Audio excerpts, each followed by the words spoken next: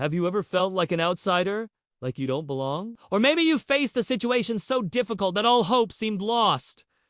If so, the story of Ruth is for you. It's a powerful tale from the Bible about faith, loyalty, and how God can turn even the most desperate situations into something beautiful. The story begins with a woman named Naomi, who loses her husband and both of her sons. She's left with 2 daughters, Sinlaw, Orpah, and Ruth, overwhelmed by grief.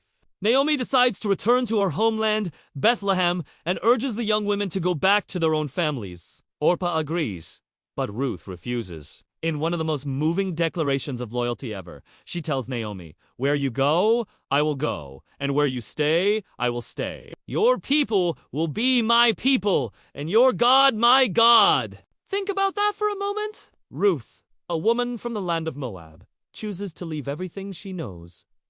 Her home, her family, her culture too, stick by her grieving mother-in-law. She embraces a new land and a new faith, all out of love and commitment. When they arrive in Bethlehem, they have nothing. They are 2 widows with no source of income. To survive, Ruth goes to glean, which means picking up the leftover grain in the fields after the harvesters have passed. It's a humble, difficult job, reserved for the poorest of the poor. But it's here, in this moment of desperation, that God's plan begins to unfold. As it turns out, the field where Ruth is working belongs to a man named Boaz, a wealthy and respected landowner who also happens to be a relative of Naomi's late husband. Boaz notices Ruth.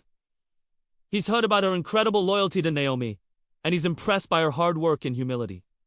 He doesn't just see a poor foreigner. He sees a woman of noble character. Boaz goes out of his way to show her kindness. He tells his workers to leave extra grain for her. He ensures her safety, and he invites her to share meals with his own harvesters. This isn't just charity.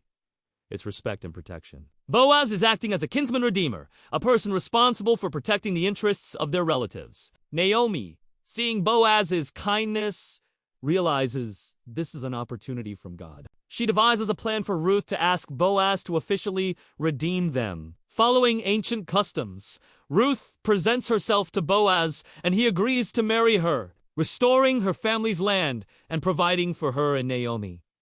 But the story doesn't end there. Ruth and Boaz have a son named Obed.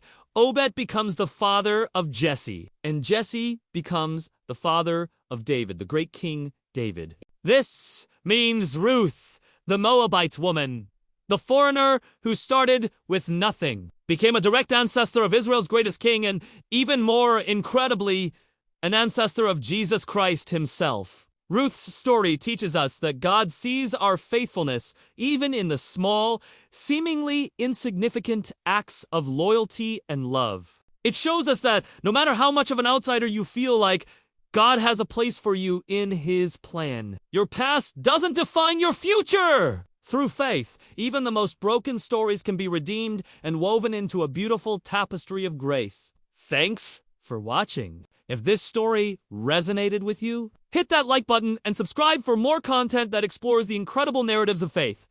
See you next time.